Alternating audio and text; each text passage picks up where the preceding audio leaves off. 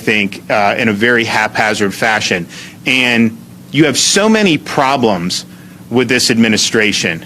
You look at inflation spiraling out of control, and yet they're doing things to fuel it. You look at the southern border, which has been a total disaster and continues to be to this day. You look what's happening in the gathering storm abroad, whether it's Russia, China, America's adversaries. You have huge, huge problems going on. You have ineffective COVID restrictions and mandates that are being championed in other states that are inhibiting our supply chain and contributing to economic problems. So you have all these issues that could be addressed. And so what do they choose to do with their time? They choose to pull the rug out of elderly patients, most of whom, almost all of them, have been vaccinated, and say you don't have access to this treatment. So we're going to fight back against this because this is just wrong. This is not the way, that you help people. And our view is people have a right to access these treatments, and to revoke it on this basis is just fundamentally wrong, and we're going to fight back. What's that fighting back look like, Governor? Well, Mike, I don't know if I'm supposed to call you Mike or some SOB. How does it work now? What's the, Mike, I like that better. Well, we're going to see. I mean, we're going to go, I think, first of all, we are going to expose what this actually means for people. We have patients in Florida who have gotten these treatments over the last month and have had their symptoms resolved. I mean, we see that. And again, maybe you do a clinical trial and it'll show it's less effective than against Delta. That may be the case.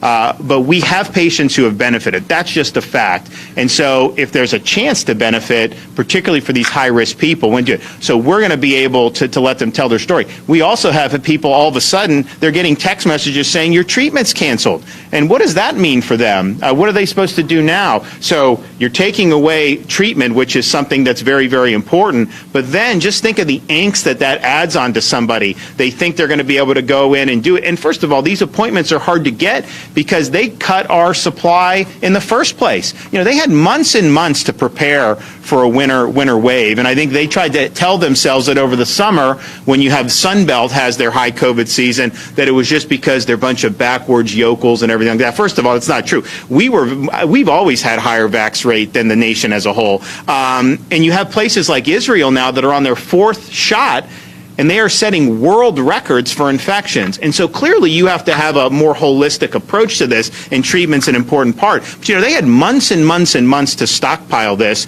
and they chose not to do it. So I think part of it is, I think there's politics at play, but I think part of it is I just don't think they have enough treatments to go around. And I think they realize that, and I think it would look very bad to be able to admit that. So instead, they're saying this is revoked. They don't have the same standard for things like remdesivir, which has been used in hospitals.